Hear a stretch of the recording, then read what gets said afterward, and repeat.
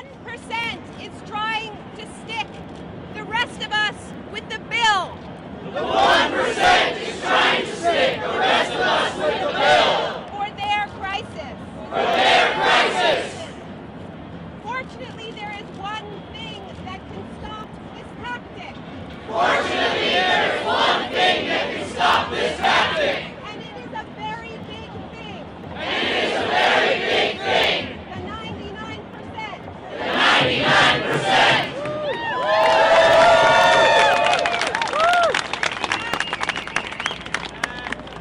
That is what is happening from Madison to Madrid.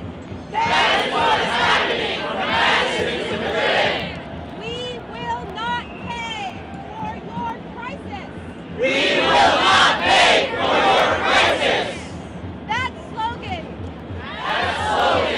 began in Italy in 2008. Began in Italy in 2008. It quickly spread to Greece It quickly spread to Greece and France and France and ricocheted around the world. and ricocheted around the world. And finally it has come home And finally it has come home to the place where the crisis was created in the first place. to the place where the crisis was created in the first place. People Many people have drawn parallels have drawn parallels between Occupy Wall Street between Occupy Wall Street and the so-called anti-globalization movement, and the so-called anti-globalization movement, which was really an anti-corporate movement which was really an anti-corporate movement and an anti-capitalist movement and an anti-capitalist movement that came to world attention in Seattle in 1999. that came to world attention in Seattle in 1999.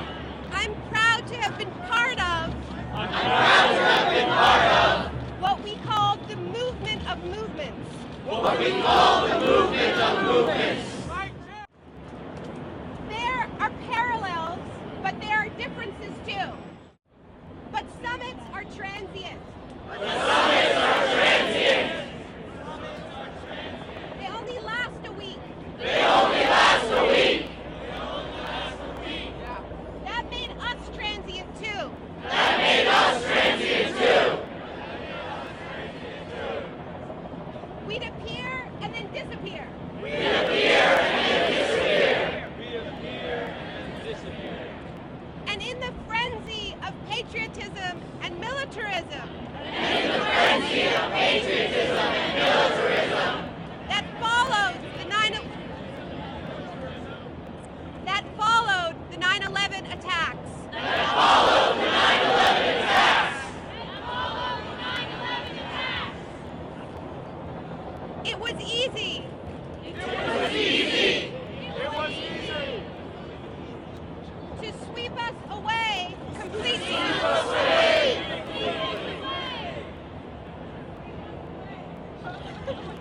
Occupy Wall Street, on the other hand, Occupy Wall Street on the other hand. Occupy Wall Street on the other hand. has chosen a fixed place. Has chosen a fixed place. With no end date. With no end date. This is very wise. This is very wise. Only when you stay put can you put down roots. Only when you stay put can you put down roots.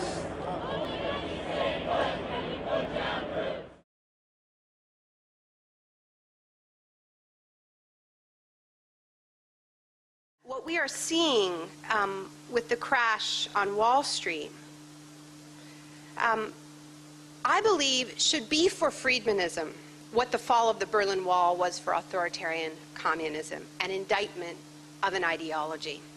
It cannot simply be written off as corruption or greed, because what we have been living since Reagan is a policy of liberating the forces of greed, to discard the idea of the government as regulator of protecting citizens and consumers from the detrimental impact of greed.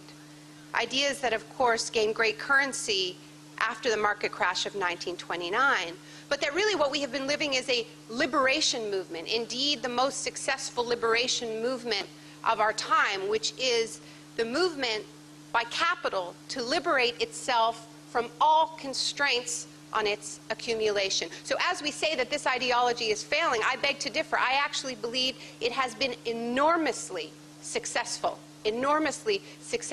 just not on the terms that we learn about. I don't think the project actually has been the development of the world and the elimination of poverty.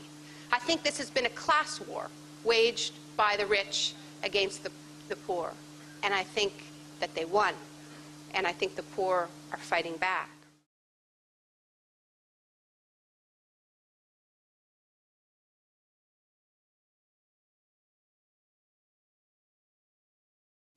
The thesis of the shock doctrine is that we've been sold a fairy tale about how these radical policies have swept the globe. That they haven't swept the globe on the backs of freedom and democracy, but they have needed shocks, they have needed crises, they have needed states of emergencies.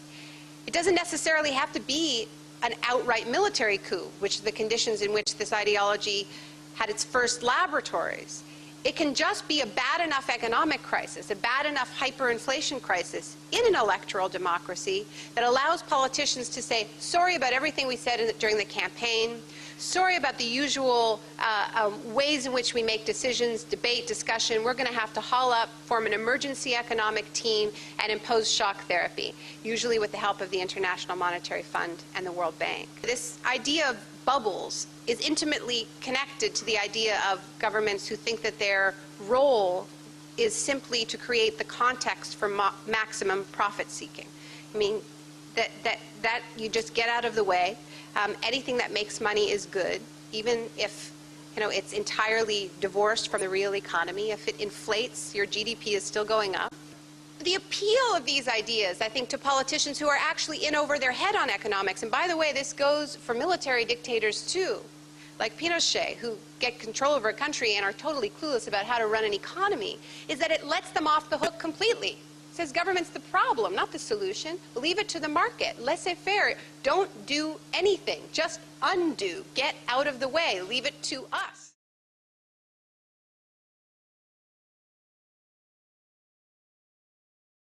We need better ideas lying around. We need better ideas responding to what a Barack Obama presidency would absolutely face. As soon as he comes to office, yes, you can turns into no, you can't. We're broke, no green jobs, no alternative energy, no health care for everyone. His plan to give health care to every child in America costs $80 billion. Bailing out AIG cost $85 billion. So they're spending that money. They're spending those promises. All of these crises, climate change, the casino that is contemporary capitalism, all of these crises do demand answers, do demand action. They are messages telling us that the system is broken. The left has been held accountable for the crimes committed in the name of its extreme ideologies. And I believe that it's actually been a very healthy process for the left, one that isn't over, that is continuing. But I think that the process of having to examine the unacceptable compromises that were made in the name of hard ideology, that they're paying off in the way the left today is being reborn and reimagined.